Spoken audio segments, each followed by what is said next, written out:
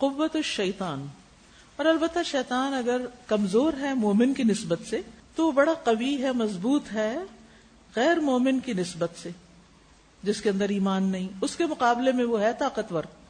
کیونکہ غیر مومن نے شیطان کو اپنے خلاف راستہ دے دیا ہے، اپنے پہ چڑھائی کرنے کا موقع فراہم کر دیا ہے اس کی دوستی کی وجہ سے، اور جو وہ حکم دیتا ہے اس کا اتباع کر کے، جیسے اللہ تعالیٰ کا فرمان ہے. بے شک اس کا زور ان لوگوں پہ چلتا ہے جو اس سے دوستی کرتے ہیں اور وہ جو اس کی وجہ سے شرک کرتے ہیں، یعنی شیطان کے بہکاوے میں آ کے. تو یہ وہ لوگ ہیں جو راضی ہو گئے اس بات پر کہ شیطان ان کا لیڈر بن جائے، قائد بن جائے اور گمراہی کا امام، وہ اس کی پیروی کرتے ہیں اور اس کے احکامات لے کے پلٹتے ہیں. تو اللہ نے اس کو ان پر مسلط کر دیا ان کو سزا دینے کی خاطر. تو اللہ سبحانہ وتعالی نہیں بناتا شیطان کے لیے اپنے بندے پر کوئی دلیل یا زور نہیں اس کو دیتا، کوئی قوت نہیں عطا کرتا، یہاں تک کہ بندہ اس کے لیے خود ہی راستہ بنا دے، یعنی شیطان کے آنے کا، اس شیطان کی اطاعت کر کے، وہ شرک کی بھی اور اس کی وجہ سے شرک کر کے یا اس کو شریک ٹھہرا کر. اللہ تعالیٰ کا فرمان ہے الم ترى، کیا تم نے دیکھا نہیں کہ بے شک ہم نے چھوڑ رکھا ہے شیطانوں کو، علی الکافرین، کافروں پر، انکار کرنے والوں پر ہم نے شیطانوں کو مسلط کر رکھا ہے، ان پر بھیج رکھا ہے جو ان کو اکساتا ہے. عزا یعنی انہیں متحرک کرتا ہے، موٹیویٹ کرتا ہے اور ان کو بھڑکاتا ہے. تو خاص طور پر یہ بات پتہ چلتی ہے کہ شیطان کی قوت، بس، زور انہی لوگوں کے مقابلے میں چلتا ہے جو اس سے دوستی کرتے، اس کی اتباع کرتے، اس کی اطاعت کرتے، اس کی باتوں میں آ جاتے ہیں، اس کے وسوسوں کا شکار ہو جاتے ہیں. قرآن و سنت سے ہمیں یہ پتہ چلتا ہے کہ خاص طور پر وہ کون کون سے مواقع ہیں جب شیطان انسان کو اپنے قابو میں لیے ہوئے ہوتا ہے. کوئی سچویشن بتائیے کب انسان مکمل طور پر شیطان کے کنٹرول میں آ جاتا ہے؟ جب وہ غصہ کرتا ہے، غصے کی حالت میں. سلیمان بن سرد کہتے ہیں کہ 2 آدمیوں نے نبی صلی اللہ علیہ وسلم کی موجودگی میں جھگڑا کیا، آپ کے سامنے ہی لڑنے لگ گئے. وہ کہتے ہیں ہم بھی نبی صلی اللہ علیہ وسلم کی خدمت میں بیٹھے ہوئے تھے، ایک شخص نے دوسرے کو غصے کی حالت میں گالی دے دی. اس کا چہرہ سرخ تھا جب وہ گالی دے رہا تھا. آپ نے فرمایا میں ایک ایسا کلمہ جانتا ہوں اگر یہ شخص اسے کہہ دے تو اس سے دور ہو جائے گا، یعنی یہ جنون اور یہ غصہ اور یہ سب کچھ، یعنی جو یہ پا رہا ہے اس کی کیفیت ٹھیک ہو جائے گی اگر یہ اعوذ باللہ من الشیطان الرجیم کہہ لے. صحابہ نے اس سے کہا سنتے نہیں کہ نبی صلی اللہ علیہ وسلم کیا فرما رہے ہیں؟ اس نے کہا بے شک میں دیوانہ نہیں ہوں، یعنی غصے میں یہ بھی نہیں سنا کہ کیا کہہ رہے ہیں، اور نبی صلی اللہ علیہ وسلم کی اطاعت کو دیوانگی قرار دیا.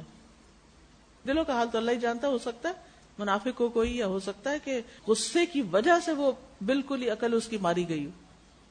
کہتے ہیں نا غصہ عقل کو کھا جاتا ہے، اور جب عقل چلی جاتی ہے انسان کی تو پھر کیا ہوتا ہے؟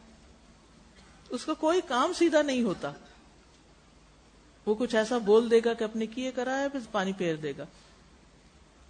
تو یہ یاد رکھیے کہ غصہ جو ہے وہ شیطان کی طرف سے ہے، اور جو شخص زیادہ غصے کا شکار ہوتا ہے اس پر شیطان کے حملے زیادہ ہوتے ہیں. اور شیطان کے حملے زیادہ کیوں ہوتے ہیں؟ کیونکہ وہ خود ایمانی طور پر کمزور ہوتا ہے. اسی طرح لڑائی جھگڑا کرنے والے پر، ایک دوسرے سے جو لڑ رہے ہوتے ہیں وہ شیطان کے قابو میں ہوتے ہیں. ایاز بن حمار کہتے ہیں کہ میں نے کہا یا رسول اللہ، میری قوم کا کوئی آدمی مجھے گالی دیتا ہے اور وہ مجھ سے درجے میں کم ہے، اگر میں اس سے بدلہ لیتا ہوں تو کیا اس میں کوئی گناہ ہوگا؟ آپ نے فرمایا وہ 2 شخص جو ایک دوسرے کو گالیاں دیتے ہیں، یہ بھی دے رہا وہ بھی دے رہا ہے، وہ دونوں شیطان ہوتے ہیں. اور وہ جو باہم بےہودہ گوئی کرتے ہیں اور جھوٹ بولتے ہیں وہ بھی دراصل شیطان ہوتے ہیں. یعنی ایک دوسرے کے ساتھ بدتمیزی، بد اخلاقی، لڑائی جھگڑا، پوری شیطان کے کنٹرول میں ایسے لوگ. اب شیطان ہمارا دشمن ہے اور وہ ہم پہ کنٹرول پا جائے اور اس کیفیت کو ہم سمجھے ہی نہ اور اس سے نکلنے کی کوشش نہ کریں تو یہ اپنے آپ ہی کو نقصان دینا ہے. ٹھیک ہے نا؟